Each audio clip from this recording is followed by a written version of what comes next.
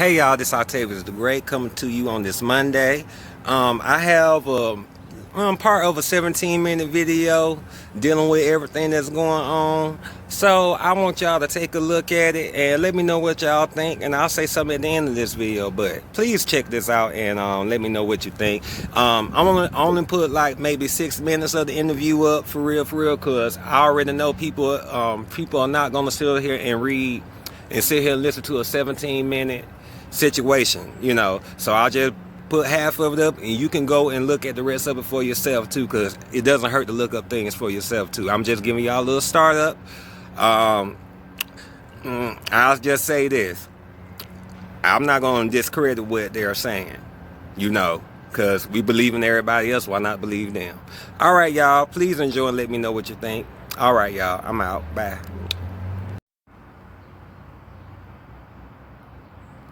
We featured Dr. Carrie Madej, who was here showing us slides of some self-aware, alien-looking, scorpion-looking thing that she found under a microscope inside of the vials of these so-called vaccines. Shortly thereafter, we featured Dr. Zandre Botha, who said that she found little discs that were connected with some sort of metal connector. Then we talked to Karen Kingston. All of them are saying that this is some sort of an injectable computing device. Now, Karen Kingston is back with us today saying that these patents that she has uncovered prove that this is some sort of an obedience platform, some sort of an obedience controlling platform. Karen Kingston joins us now. So, Carrie Madej found these discs, and she said that these vibrant colors that she was seeing seem to suggest that there's some sort of an injectable computing system. Then Dr. Zandre Botha brought us even more crystal clear images of these perfectly symmetrical, absolutely identical discs that are connected with some sort of a metal connector. We see tyranny down under in Australia, and you're saying all of it is connected. You're bringing receipts. You have patents to prove it. Yes, Stu, thanks for having me back again. I do have evidence that all of what they're saying is true. I think let's start with the main challenge, the main issue, which is that Americans thought that by being vaccinated, they were getting their ticket back to their liberties and their freedom, when actually it is a gateway to an obedience platform and potentially an execution platform if you are not obedient based on your score. So let's go to the original patent that I brought up with you last week, which is patent number score. So let's go to the original patent that I brought up with you last week, which is patent number 202100825883. And if you go to section 0378, remember now this patent talks about having devices that have there's a plurality of devices that connect to external servers, including apps. And you, per this patent, per section 0378, you may be needed to download a mandatory dedicated app. And what it says is that in view of the pandemic, the government may order the citizens to install a dedicated application on their smartphones to help the government with the logistics of vaccination procedures. It goes on to say that in some embodiments, the app and or smart device configured to inform on the user's location at all times and to communicate with adjacent smart devices via Bluetooth, for example, to assess the interactions between users, for example, vicinity between users, movement, etc. And they have algorithms for that we went over last week, as well as how they do the scoring model.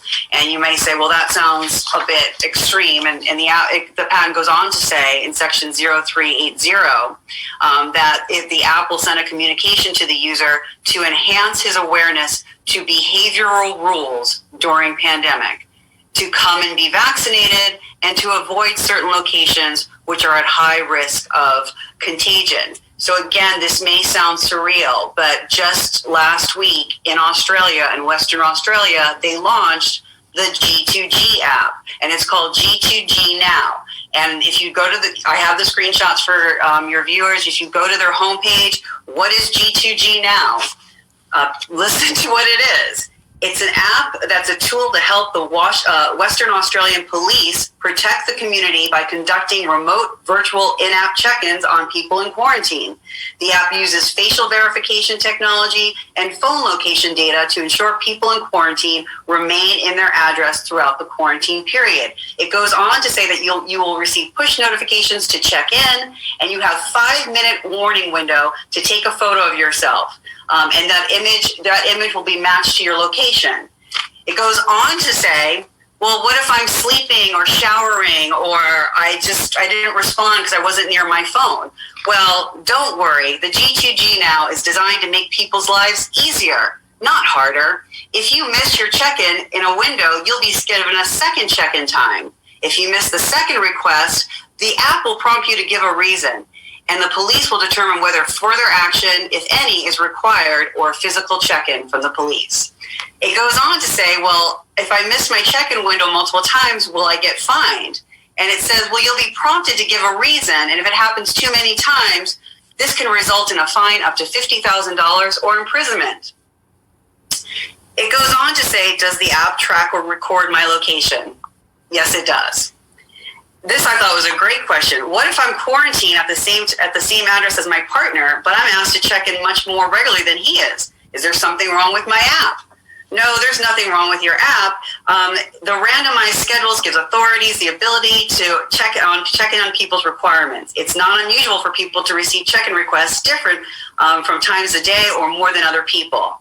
And then I really like this last question. What will my photos, because remember, you get a notification saying, we want to make sure you are where you say you are and that you haven't left the vicinity that we said you're required to. So you just got to take a photo. You could be sleeping, showering, in the middle of playing with your children, making dinner. So you just got to take a photo of yourself. So the question is, will my photos only be used for this app and quarantine compliance purposes, or will it be kept on police record? And it says here that it's collected through the app for monitoring quarantine arrangements. It's not collected for general policing purposes. It sounds like the app is only policing purposes, by the way. And it says the information will be stored and used only as permitted as required by law. Well, we live in a tyrannical fascist state now, so that means everything about you is now owned by the government, including your images and where you live and what you do, and your time. Apparently your time, what you do at your time, is now owned by the government. I want everybody to understand something. This isn't just something that Karen Kingston is making up, dreaming up. She's not wearing a tinfoil hat. This is no conspiracy theory. This is actually proven, publicly discoverable. She brought the receipts. We're showing them on the screen. This is a patent. Now, we've also reported previously, Karen, on the fact that Australia is already implementing this behavior or obedience controlling, manipulating platform by already enforcing this take a picture, take a selfie, be where you are supposed to be, or the police will come and check on you type of process. So, this is not something to play around with. This is not some wild fictional novel here. This is reality. This is happening. It's happening in Australia right now, and it is coming here. Now, think about the military. The military is now subjected to the same obedience training.